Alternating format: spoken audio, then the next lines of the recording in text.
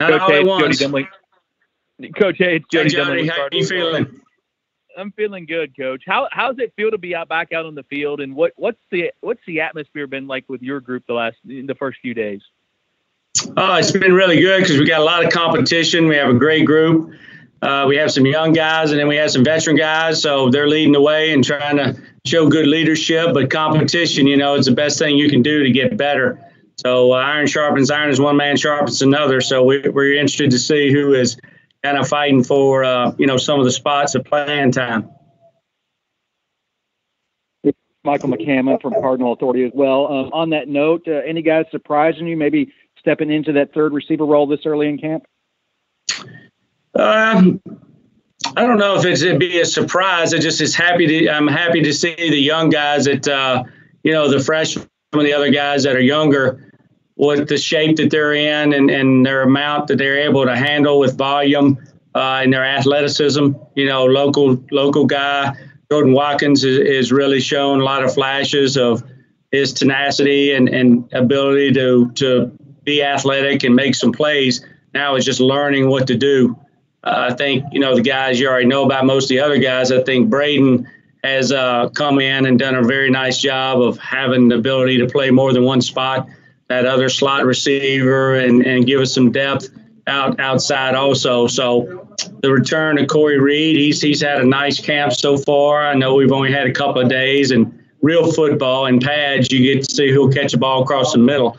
So, when you play in underwear, everybody looks good, really. So now we get the real boy ball, that we get the opportunity to see who's going to put their life on the line, come across the middle, make a play, and then also block somebody. Our running back stable is pretty full, and quarterbacks are doing a great job. So we got to do our part on the perimeter and block for these guys.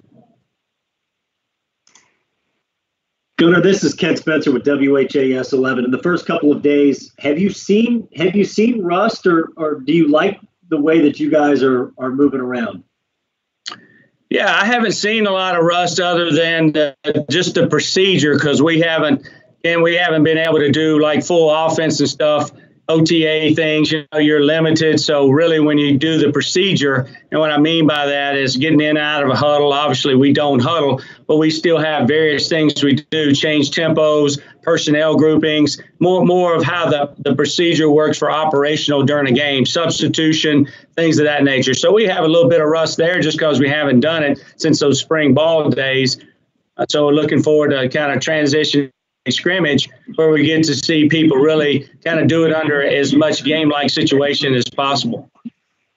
And you just kind of touched a little bit about Braden being able to play multiple positions. How valuable is that for a coach and for an offense when you got a guy who you can kind of plug in at different spots and help you out? And how valuable was that for him to try to get on the field? No question. And you see that in the National Football League quite a bit. It's called position flexibility. When a guy has the opportunity to, be on special teams, but to also be multiple positions on offense, whether it be the outside or inside. We play with 2 slots and 2 outside guys and 4 wides, obviously. So when those guys are able to contribute, or at least be a backup at that point and gain some depth, when a guy needs a blow or may have an injury for a game or two, you can plug a guy in. Roscoe is a guy who's come in that I had a chance to coach and recruit in North Carolina, that doing the same thing. We're trying to get him to learn multiple positions so that way he can help us when we need it. And he's got a lot of team speed and he helps us on special teams. So when guys are valuable, other than your top 3, you're only going to carry so many. Now, luckily in college, we get to carry a few more than they do in NFL, but it still gets down to numbers. And, you're only going to carry so many receivers unless they're helping you on special teams. So those guys are, fighting. We're trying to develop 3 deep. And if we can do that, that'd be great. Coach Cameron from the Courier-Journal, you mentioned your top 3. Obviously, Justin Marshall's the guy you kind of hope gets in there. I know you said he has a good spring. Just how has he come back early in fall camp and after the shutdown? Did you say did you say Marshall? Yeah. Okay, yes. So Marshall is we flipped the guys from outside playing X and Z. So him and Dez are synonymous as far as position wise, or can be. he's got a lot of play strength, meaning that he's a very physical guy. Helped us tremendously on special teams last year. You saw a lot of flashes of him in games. Last year, just not as much as some of the other guys because Seth obviously, went to Seahawks and we had some depth and some seniors. Very blessed that way. But I've been very pleased on the way he's produced so far in fall camp. He's transitioning over from the X to the Z. We moved Dez primarily from the Z to the X. Just for whatever reason, doesn't really matter. They're both interchangeable, but that's where they are now, and they're transitioning into playing all those positions and also trying to learn him in the slot a little bit when we're in 12 personnel, which would be 2 tight ends and 2 receivers. We'll have two in the game a lot of times, obviously, also, but there are times when we need a bigger body, and he's got a lot of team speed. He can run. The weight room's done a good with training these guys, so we're looking forward to seeing what they can do when it's real.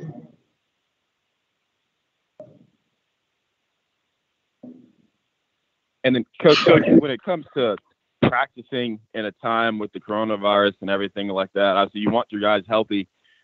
What do you say to these guys? Because obviously you have your protocols inside the facility, but what do you tell them when they're going outside of the facility, going home, going to get food, things of that nature? Yeah, your best example is what goes out in the community and the world, really, and try to use some of those examples as positives and negatives. I think I'm not 100% sure on this, but I think basketball, since they've been in the bubble, talking about NBA, I don't know that they've had any incidents, or at least none that I've seen to say. And then you had other instances where there have been some. So if you have a controlled environment and athletes that want to get it done, it's a personal decision. So whether to wear your mask or to do things that will help prevent it, it's not 100% because some things it's just stroke of luck or not luck. When you run into somebody at the gas station or wherever you might be, you got to live your life. But you got to do it the best way possible with the CDC and the rules that the university set in place and the things the training room and people have taught you. We're trying to change their way of thinking. And COVID has changed all our ways of thinking, especially on this call and the people listening, because sports, was brought to a halt just like the world was. But so many people are used to seeing all these young athletes in sports as a norm, out there, and all of a sudden it just didn't. And then you see what's happened in baseball, in pro baseball, and you see what can happen when one little incident, it can spread like wildfire, and then they can shut you down. So you got to be careful and hopefully have a lot of luck. Coach Josh Johnson's a guy that made a couple plays, last in the fall camp last year. You were kind of high on him, and then he got injured.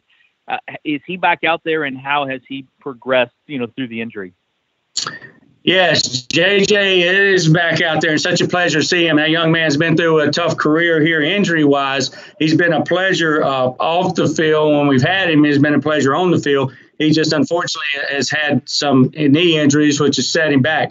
He's 100%, and he's also a guy that we're trying to double train. Right now, we're primarily using him in the slot just because of sheer numbers.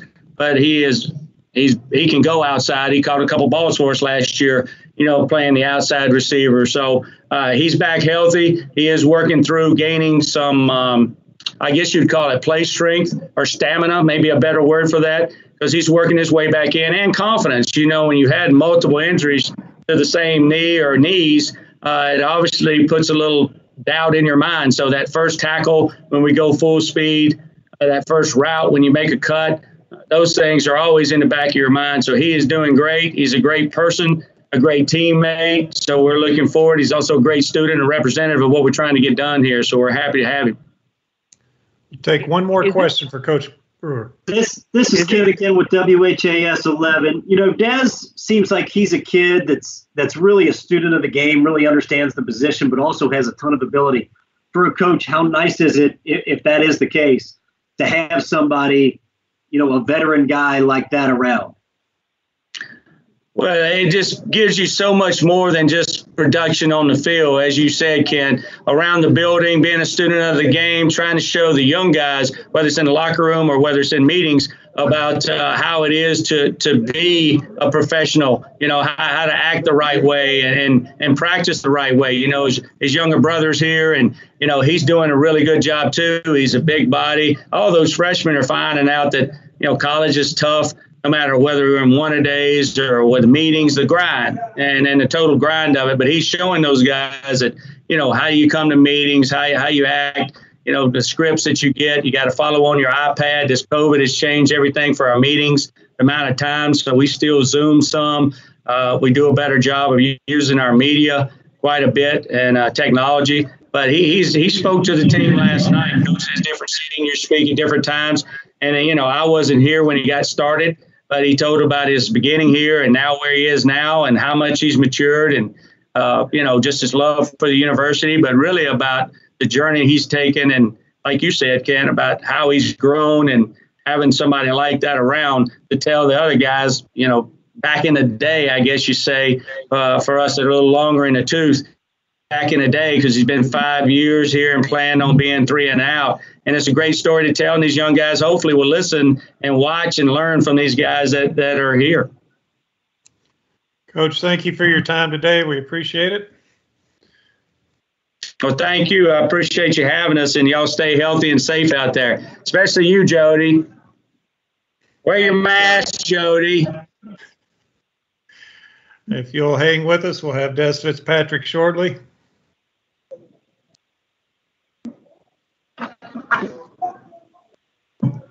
And there is Dez with us right now. So again, reminder to mute your devices when you're not asking questions. We'll go ahead and take questions for Dez right now.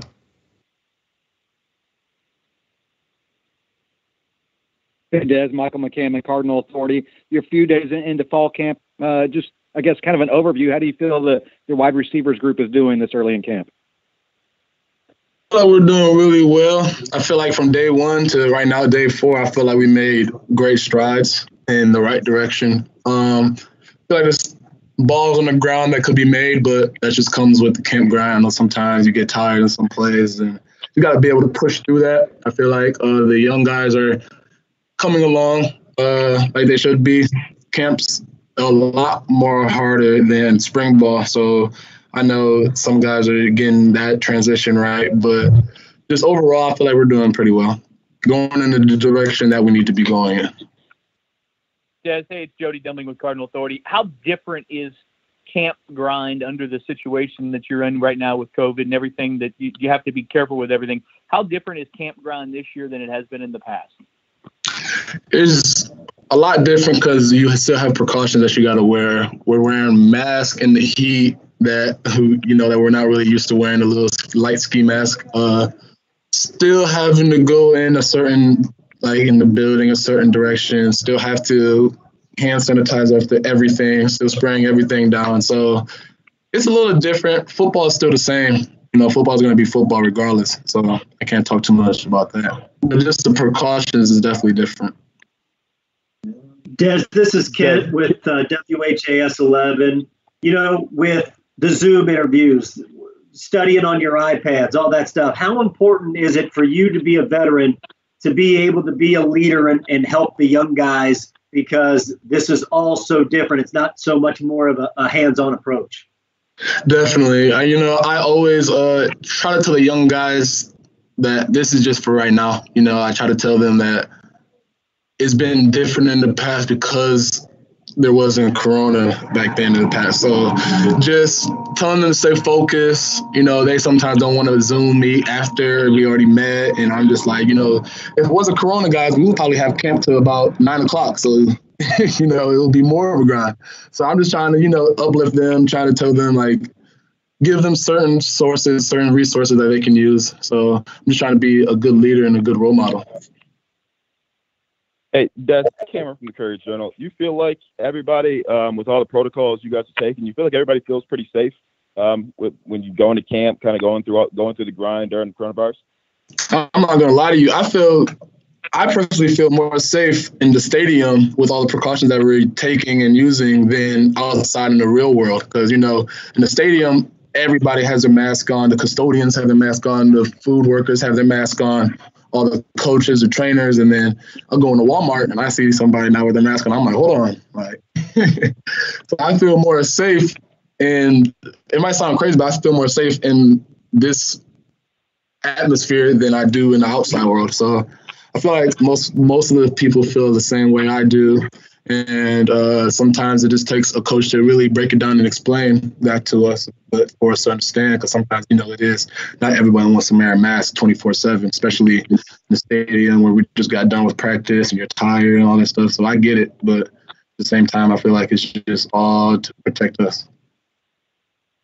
That when you talk about kind of being in the real world, what have the staff told you guys about being safe out there and kind of what you guys need to do to take care of yourselves?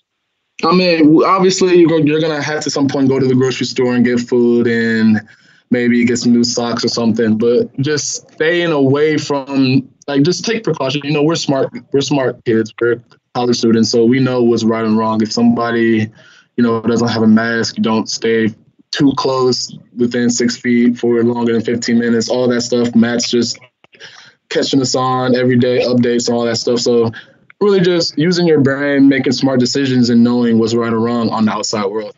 So seeing somebody with their mask on, you should go right and not left. Dez, this is Ken again with WHAS 11. Compared to this time last year, do you guys feel much farther along in this offense and with the passing game? Yes, sir, definitely. We're returning a lot of players on both sides of the ball, especially on the offense, and I feel like we're just clicking. Day one this year camp compared to last year's camp is completely night and day. I feel like we're all flying around knowing what we have to do. All 11 players are doing their 1/11th, which means if you do your 1/11th, the player's going to execute. So I feel like being in this offense a year later is just ideal for everybody. Dez, hey, it's Jody again. Coach Brewer talked about Josh Johnson being back, and he's been through a lot in his career. I know he's been around for a while. What have you seen with him, and how have you seen him kind of come back from this injury?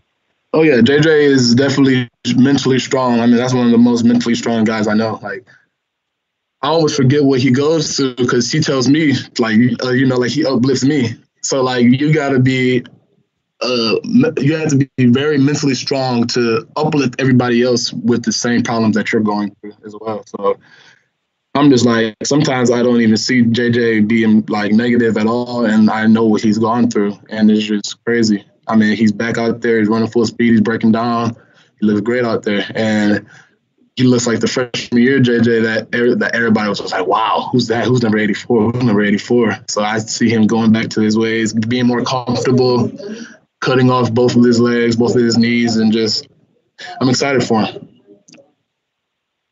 Hey, Dez, Cameron again. I was talking to some kind of. Go ahead, Cameron again. I was talking to some kind of analysts, kind of scouts about McHale, and they said something that stands out about him is just his IQ. And he just makes the smart plays. Since you live with him, curious, how much do you see him putting the time in to kind of watch film, study the playbook? Because it seems like a lot of people think that's kind of one of the strengths for his game.